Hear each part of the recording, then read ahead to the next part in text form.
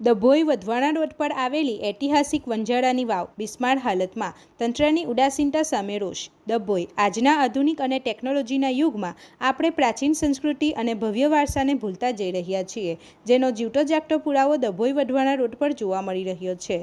અહીં પહેલાના જમાનામાં વણજારા સમુદાય દ્વારા બનાવવામાં આવેલી એક ઐતિહાસિક અને બે નમૂન કોતરણી ધરાવતી વાવ આજે વહીવટી તંત્રની ઘોર ઉપેક્ષાને કારણે આખરી શ્વાસ લઈ રહી છે.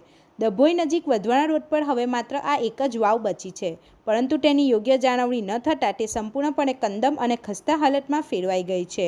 વણજારો દ્વારા પાણીના સંગ્રહ માટે કરાયું હતું અદ્ભુત નિર્માણ. ઇતિહાસ પર નજર કરીએ તો પ્રાચીન સમયમાં વણજારા સમુદાય જે સ્થળે લાંબા સમય માટે વસવાટ કરતો હતો, ત્યાં પોતાના પરિવારો અને પશુ પક્ષીઓ માટે પીવાના પાણીની વ્યવસ્થા ઊભી કરવા વાવનું નિર્માણ કરતો હતો. આ વાવ માત્ર પાણીનો કૂવો ન હતી, પરંતુ તેમાં અદ્ભુત સ્થાપત્ય અને આકર્ષક ડિઝાઇનોનું કોતરકામ કરવામાં આવતું હતું. વાવની ખાસિયત કુદરતી એર કન્ડિશનર જેવું ઠંડુ પાણી.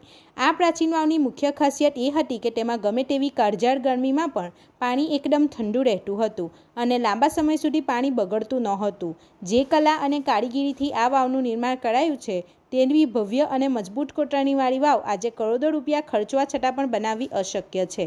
હાલની સ્થિતિ કચરાનું સામ્રાજ્ય અને દુર્ગંધ મારતું પાણી. સમય બદલાતા અને નવી ટેકનોલોજી આવતા આ પરંપરાગત જળ સ્ત્રોતો વિસરાઈ ગયા છે.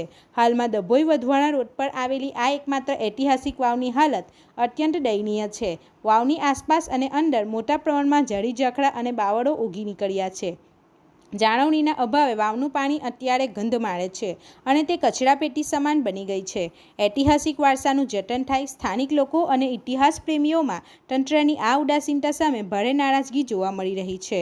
જો આ વાવની તાત્કાલિક સાફ સફાઈ કરાવીને તેનું સમારકામ કરાવવામાં નહીં આવે તો ડભોઈ પંથકની આ છેલ્લી ઐતિહાસિક ધરોહર કાયમ માટે નામશેષ થઈ જશે. તંત્ર વહેલી તકે જાગે અને આ ભવ્ય વારસાને સાચવે તેવી લોકમાંગ ઉઠી છે. રિપોર્ટર ફજર રજાક ખત્રી સાથે ગુજરાત અદ્ભુત ન્યૂઝ ગુજરાતી. આપણી આસપાસ બનતી ઘટનાના સમાચાર જોવા માટે ગુજરાત અદ્ભુત ન્યૂઝ ગુજરાતીને લાઈક કરો.